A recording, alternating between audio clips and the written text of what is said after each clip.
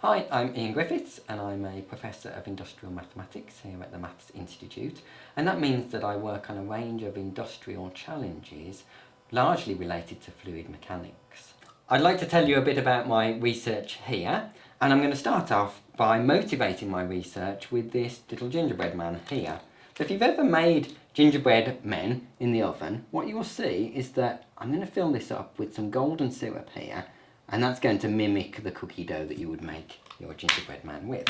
And what you find is that when you take it out and put it into the oven, it spreads out. Now this is spreading out more quickly than your cookie dough would, but invariably when you put it into the oven, what comes out is very different to what you put in.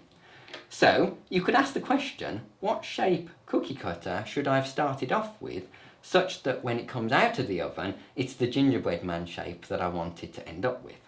And this is what's known as an inverse problem in mathematics, because we're asking what should we start off with in order to end up with a final product.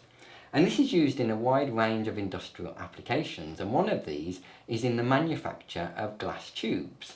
And here a question that was asked by Schott, who is a specialist glass company who works for Samsung and Huawei.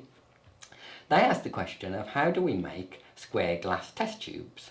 Now, in this case, rather than just doing a cookie cutter, it's done via an extrusion process. So what you do is you start off with, here we have a square shape, and we extrude vertically downwards. And that mimics time in the evolution problem that I showed you here. And so what you see here is if we start off with a square shape, just like if we'd have started off with a square cookie cutter, what you end up with when you extrude it is something that is evolving towards a circle. And in fact, every shape eventually ends up as a circle, and that's because of surface tension. That's why raindrops are spherical. So what we do mathematically here is we ask the question of what do you want to end up with, in this case a square, and we can use mathematics to run time backwards to figure out what shape we should start off with. And in this case, to make a square, you have this kind of flower shape. And you can generalize this for multi-structured optical fibers as well. And here I have a multi-structured optical fiber that I use to keep some flowers in. So here what we have is a quite convoluted shape, but what it ends up looking like in this case is almost a Mercedes-Benz shape. And this means that you can send 3 different signals through in the optical fibers. And with all of this research, we were then approached by Nestlé, who make this Nesquik cereal here. And this is manufactured in exactly the same way through an extrusion process. But now, rather than glass, what we're extruding here is a molten, bubbly cereal mixture.